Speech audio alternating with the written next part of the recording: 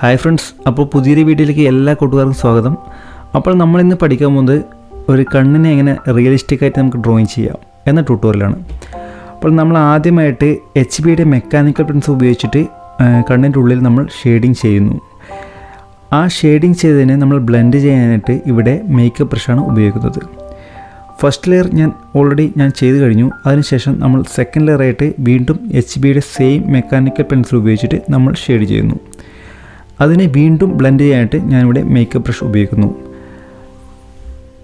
നമ്മൾ ഈ blending process നമ്മൾ 2-3 പ്രാവശ്യം ചെയ്യേണ്ടതുണ്ട്.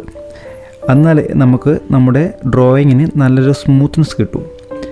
കാണുമ്പോൾ തന്നെ റിയലിസ്റ്റിക് ആയിട്ട് തോന്നാൻ വേണ്ടിയിട്ടാണ് ഇത് ചെയ്യുന്നത്. ഈ പ്രോസസ്സ് നമ്മൾ ചെയ്യേണ്ടതുണ്ട്.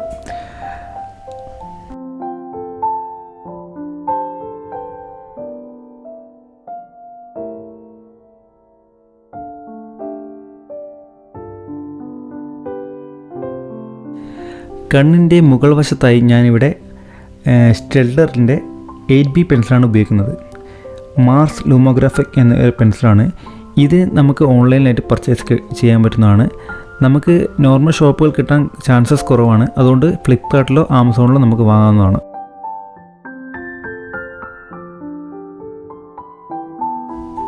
നമ്മൾ കണ്ണിൻ്റെ ഉള്ളിൽ ഷെയ്ഡിങ്സ് കഴിഞ്ഞതിന് ശേഷം ഒന്നുകൂടി നമ്മൾ ബ്ലെൻഡ് ചെയ്യാനായിട്ട് ഞാൻ ഇവിടെ കോട്ടൺ ബഡ്സും ഉപയോഗിക്കുന്നുണ്ട്. ബഡ്സ് ഉപയോഗിച്ച് ചെയ്ത് കഴിഞ്ഞാൽ ഒന്നുകൂടി നമുക്ക് സ്മൂത്ത്നെസ് കിട്ടും. മൈന്യൂട്ട് ഏരിയയിലാണ് ഈ ബഡ്സ് ഉപയോഗിച്ച് നമ്മൾ ചെയ്യേണ്ടത്.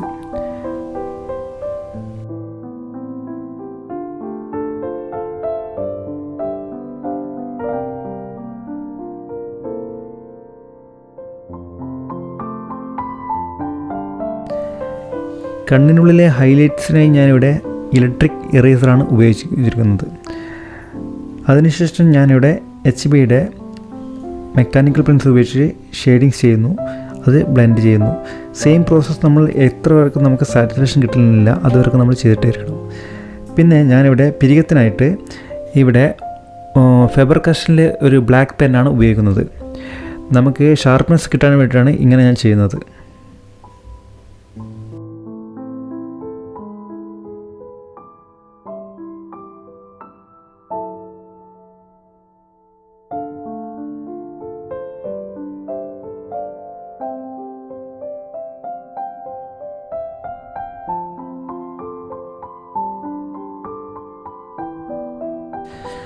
അങ്ങനെ ഫ്രണ്ട്സ്, നമ്മുടെ കൺപീലികളുടെ ഷെയ്ഡിങ്സൊക്കെ കഴിഞ്ഞിരിക്കുകയാണ്. അതിനുശേഷം നമ്മൾ കൺപോളയിലേക്ക് കിടക്കുകയാണ്.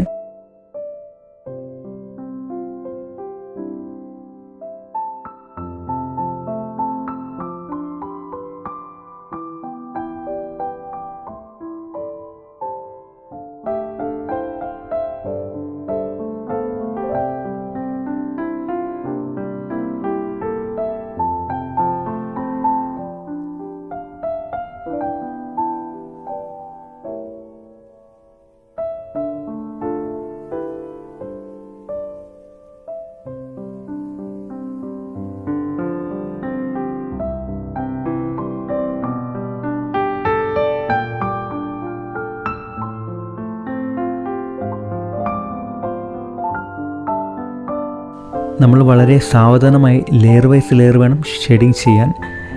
ഫസ്റ്റ് ലെയർ ചെയ്തു, അതിനുശേഷം ഞാൻ ബ്ലെൻഡ് ചെയ്യുന്നു മേക്കപ്പ് ബ്രഷ് വെച്ചിട്ട്. പിന്നെ വീണ്ടും നമ്മൾ സെക്കൻഡ് ലെയറായിട്ട് കുറച്ചുകൂടി ഡാർക്ക് വാല്യൂ, അതായത് 2Bയോ ഇല്ലെങ്കിൽ ആ സെയിം HP എടുത്തിട്ടും കുറച്ചും കൂടി പ്രഷർ അപ്ലൈ ചെയ്തിട്ട് ലൈറ്റായിട്ട് ഷെയ്ഡിങ് ചെയ്യുക.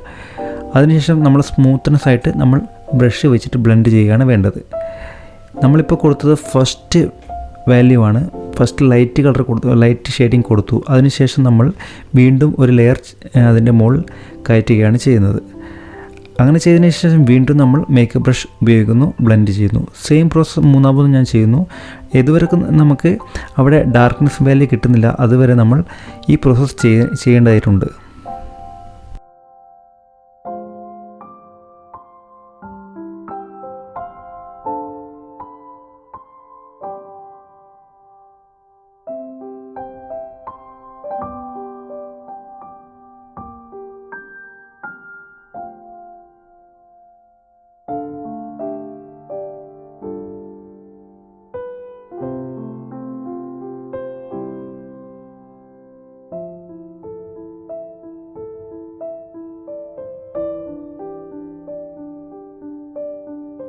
അങ്ങനെ നമ്മുടെ കണ്ണിൻ്റെ ഷെയ്ഡിങ്സൊക്കെ കഴിഞ്ഞു. ഇപ്പോൾ നമ്മൾ ഡീറ്റെയിലിംഗ് കിടക്കുകയാണ്. ലൈറ്റ് എവിടെയൊക്കെയാണ് ലൈറ്റായിട്ടുള്ള ലൈൻസുകളും കാര്യങ്ങളൊക്കെ ഉണ്ടെന്ന് നോക്കിയിട്ട് നമ്മളതിന് ഡീറ്റെയിലിംഗ് കൊടുക്കുന്നു. ഇവിടെ ഹൈലൈറ്റ്സിനായി ഞാൻ ഇവിടെ മോണോ സീറോ ഇറേസറാണ് ഉപയോഗിക്കുന്നത്.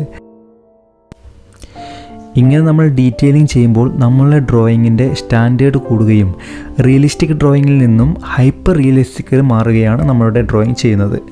അപ്പോൾ ഈ ഡ്രോയിങ്ങിനെ കുറിച്ചുള്ള അഭിപ്രായം നിങ്ങൾ കമൻറ്റ് ബോക്സിൽ അറിയിക്കുക. ഇതിൻ്റെ സെക്കൻഡ് പാർട്ട് അടുത്ത വീഡിയോയിൽ വരുന്നതായിരിക്കും. അപ്പോൾ കണ്ടിട്ട് ഇഷ്ടമായി കഴിഞ്ഞാൽ ലൈക്ക് ചെയ്യാനും സബ്സ്ക്രൈബ് ചെയ്യാനും മറക്കരുത്. Thanks for watching.